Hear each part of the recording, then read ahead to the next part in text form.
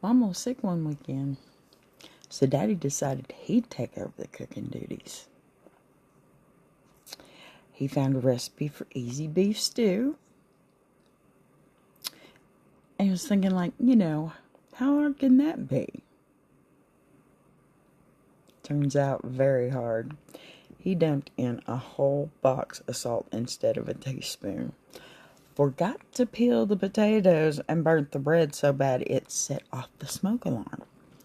When we all sat down to eat, the stew was so salty even the dog wouldn't touch it. Daddy took one bite, nodded, and said, "It's an acquired taste." Mama, still weak but determined, got up, made sandwiches, and muttered, "Never again."